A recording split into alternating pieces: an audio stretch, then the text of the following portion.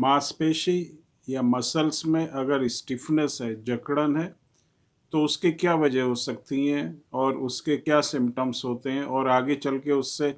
क्या कॉम्प्लिकेशंस हो सकती हैं, इस सब के बारे में आज इस वीडियो में डिस्कस करेंगे। मांसपेशी में अक्सर जो है जकड़न हो जाती है या खिंचाव हो जाता है या स्टिफनेस हो जाती है या एक तरह से मांसपेशी हमारी हार्ड हो जाती हैं, क्योंकि जो मसल्स होती हैं उनमें कॉन्ट्रैक्शन और एक्सपेंशन होता है।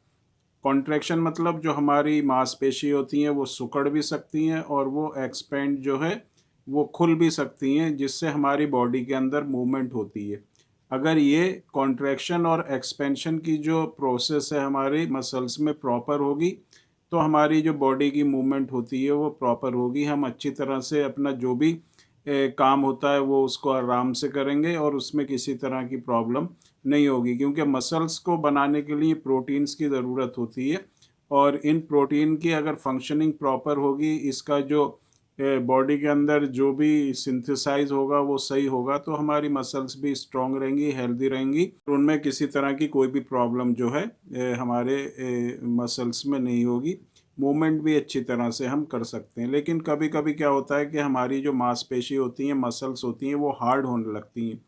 स्टिफ होने लगती हैं, उसमें जो है एक तरह की ऐंठन हो जाती है, जकड़न हो जाती है, जिससे हमें चलने फिरने में या बाकी जो मूवमेंट होती है उसको करने में भी परेशानी होती है। मसल्स के अंदर जो है इन्फ्लामेशन हो जाता है, स्वेलिंग हो जाती है, पेन होने लगता है, दर्द होने लगता है, जिससे काफ़ी परेशानी जो है हमें फेस करना पड़ती है। और जब हमारी मसल्स में प्रॉपर तरह से एक तरह की इलास्टिसिटी ख़त्म हो जाती है, फ्लेक्सिबिलिटी ख़त्म हो जाती है, तो जो हमारी बॉडी की जो मूवमेंट होती है, जो हमारी स्केलेटन जिसको हम कहते हैं, जो हमारी हड्डी है, वो उसके जो मूवमेंट होती है जॉइंट्स में, वो प्रॉपर नहीं होगी और इस तरह की कंडीशन हमें फेस करना पड़ सकती है। अब ये जो प्रॉब्लम है, ये एक जनरली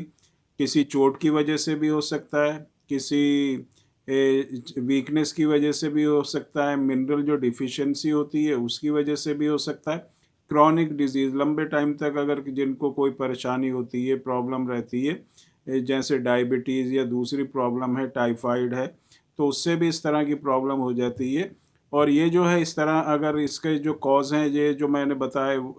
इनमें से कोई भी होता है, तो ये प्रॉब्लम जो है कुछ टाइम तक रहती है, उसके बाद अपने आप ठीक हो जाती है। लेकिन अगर ये जो स्टिफनेस है, जकड़न है, ऐंठन है, मांसपेशी में जो हार्डनेस है, उसकी जो इलास्टिसिटी है वो कम हो रही है, उसकी स्ट्रेंथ कम हो रही है, उसमें स्वेलिंग भी हो रही है, उसमें पेन भी हो रहा है और जो फ्लेक्सिबिलिटी होती है मसल्स की वो कम हो रही है, तो इसका एक दूसरा भी कॉज हो सकता है जिसको हम मस्कुलर डिस्ट्रॉफी या जो एट्रोफी कहते हैं, जिसमें हमारी जो मसल्स होती हैं वो वीक होने लगती हैं, उनकी जो इलास्टिसिटी, फ्लेक्सिबिलिटी होती है वो कम होने लगती है, कॉन्ट्रैक्शन और एक्सपेंशन नहीं होता और मसल्स बिल्कुल स्टिफ हो जाती हैं, हार्ड हो जाती हैं, सिकुड़ जाती हैं, जिससे हाथ पैर की जो हमारे जॉइंट्स हैं वो भी टेढ़े हो जाते हैं। हाथ की उंगली टेढ़े होने लगती हैं, हाथ टेढ़े होने लगते हैं, पैर जो होते हैं हमारे, पंजे टेढ़े होने लगते हैं और काफ़ी हमें परेशानी का सामना करना पड़ता है। तो जिन लोगों को ऐंठन है,